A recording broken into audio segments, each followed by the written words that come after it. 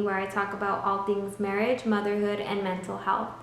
Today we're going to be talking about postpartum care and what people don't tell you. When I was pregnant and I was looking up videos on postpartum care, most of the videos that I watched were all about physical recovery during postpartum. And as useful and crucial as your physical recovery is, I didn't see a lot of videos on the mental recovery, the mental aspect of postpartum care. So this video today is going to be more focused on the mental recovery during postpartum as opposed to the physical recovery. Before I get started, I want to say that the information that I share here is only based off of personal experience and it's not to be used as a replacement for medical advice. So let's get started. So like I said, a lot of the videos that I watched were really focused on physical recovery. And I strongly believe that the reason why people don't really talk too much about the mental recovery during postpartum is mainly because it can seem a little bit scary and uncomfortable. This video is in no way to scare you or make you feel uncomfortable about postpartum, but it's more so to bring awareness because this is a whole new journey that you're going to be on, whether it be you being a new mom or you supporting a new mom. This is a journey that requires a lot of patience and understanding. So that's why I'm here today to share with you my experience during postpartum and what nobody really talked about that I was unprepared for. So the first thing is, what is postpartum? You hear the word often, and oftentimes people use the word postpartum incorrectly. People make the assumption that postpartum means a mental disorder.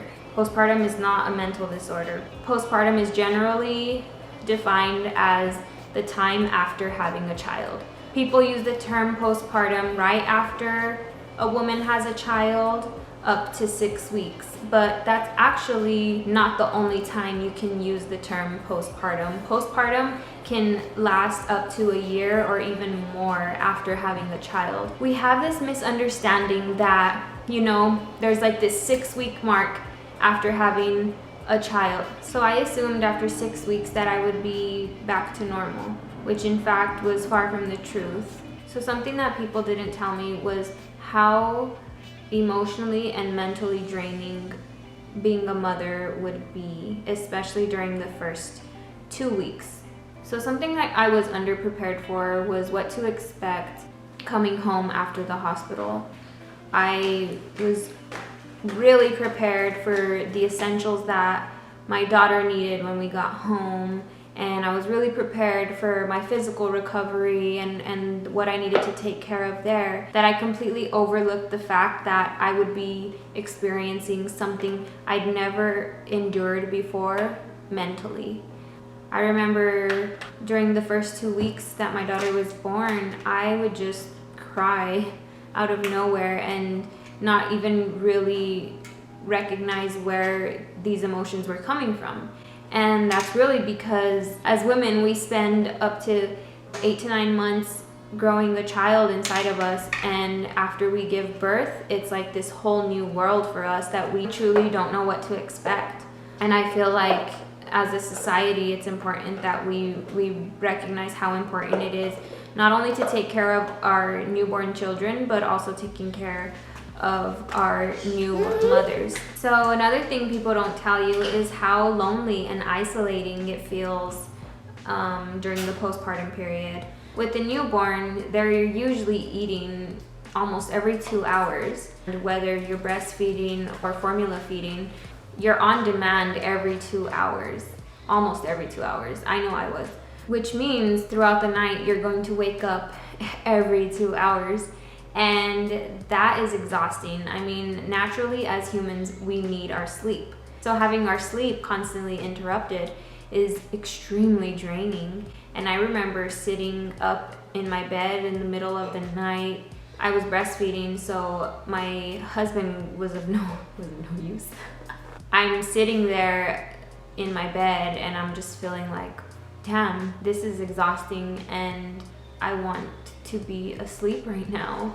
It was really difficult for me, especially someone who loves to sleep.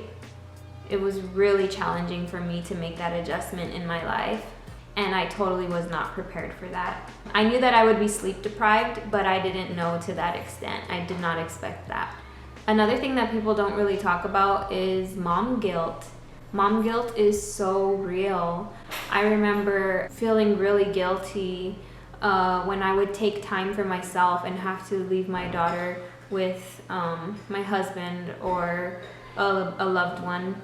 And I just felt like I needed to spend every second with her, or else I would be like doing a disservice, which is not true. Taking time for yourself is extremely important. And I know if I could go back, I would have definitely taken more time for myself, even if it was something as simple as walking outside or going to get the mail. I know that during that time, what I experienced was so new to me, to the point like I just wanted to do everything right. But when you neglect yourself, that's not the right thing to do. Something else that people don't talk about is how important it is to validate your struggles. So in my situation, I had a very smooth delivery. I had a very healthy and happy baby. She didn't even cry. Even when she was hungry, she would just fuss a little bit. So, I had you would think that my experience would be easy, but it actually wasn't. I remember sometimes feeling very invalidated because I struggled with postpartum anxiety. I had extremely bad anxiety after having my daughter, and I still do. Anxiety is still something that I struggle with, that maybe I can talk about in another video. And so, I would have these fears and these worries and these overwhelming anxiety attacks that would just completely cloud my ability to see reality. And so when I would share these experiences with other moms, whether it be family members or friends, and they were like, no, I didn't really feel that way. I'd be like, are you serious? Like, what's wrong with me? I didn't receive the validation that I needed, and it just made me feel even more alone than what I really was. So whether you have a smooth delivery and you have a healthy baby, but you just still feel overwhelmed and you still feel exhausted emotionally, you are heard and you are seen. And it's so important for us as moms to really embrace and validate other moms, even if our experiences are very different. Because at the end of the day, what we truly need is each other, whether it be other moms, family members, friends, your partner, whoever it is.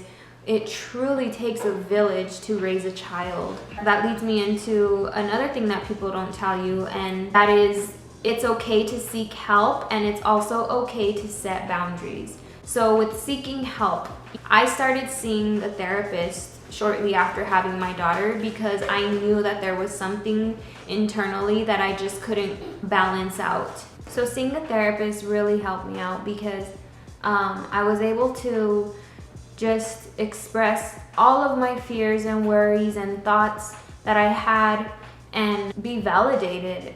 And that was everything that I needed during that time. And not only was it helpful for me, but it actually really benefit my relationship, because that's another thing that people don't talk about is how your relationship or relationships are impacted by the transition into motherhood. During postpartum, there are so many different changes in our body, in our mind, in our environment, that sometimes it's hard to keep up. And that one of the things in my life that was hard to keep up with was my relationship. So seeing my therapist really allowed me to build and nurture my relationship just as much as I was focusing on my child. Because, as a mother, you're in that mother mode where you are just super focused on your child and your child's well-being that you forget about everything around you, including your relationships and including yourself. And setting healthy boundaries is so important because I know in my culture, everyone wants to see the baby as soon as it's born. As a mother, it's okay to say no. It's okay to tell your loved ones that you need a little bit of space right now. Another thing that people don't tell you is that there is grief involved during the postpartum period, whether that be from having a traumatic birth experience. People often minimize the trauma that is experienced during birth, and especially when we have expectations for our birth and it doesn't go as expected, that can be very upsetting. So there is grief involved during the postpartum period. There's also grief involved in just letting go of who you were before you had a child. It's okay to be sad about that, just because we think that, oh, you have this baby, like you should be the happiest person in the world. That's not always the case, and that's okay. It's okay to acknowledge those feelings that maybe aren't as positive, because that is part of being a mother. That is part of motherhood itself, is to recognize that not everything is sunshine and rainbows. Especially if you're supporting a mother, just let her have that time to sit with these emotions. Let her have that time to just express the things that may not feel good. And the last thing a mother should experience is feeling minimized because of these thoughts. That's so unfair.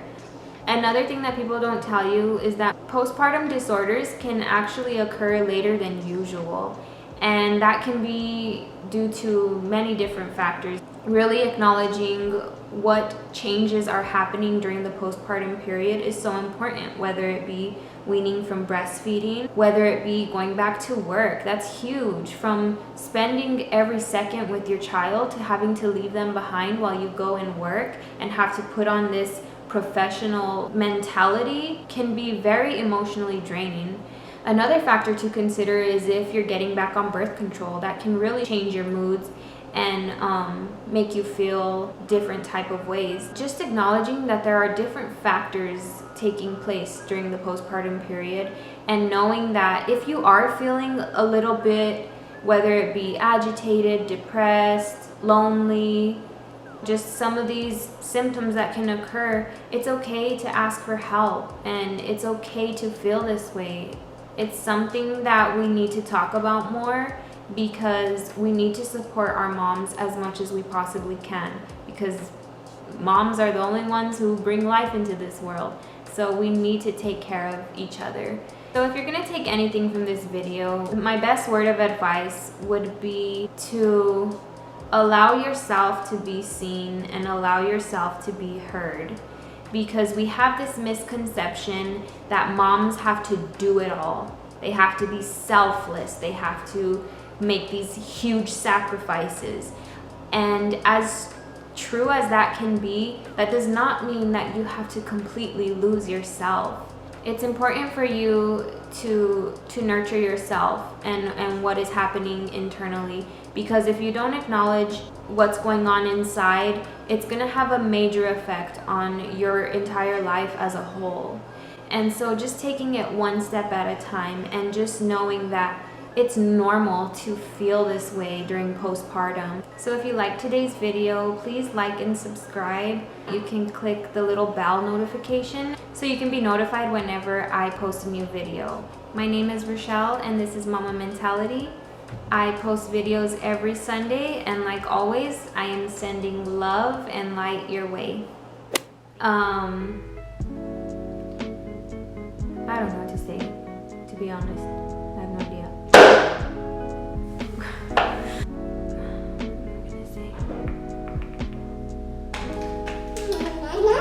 All done? You finished it? Wow.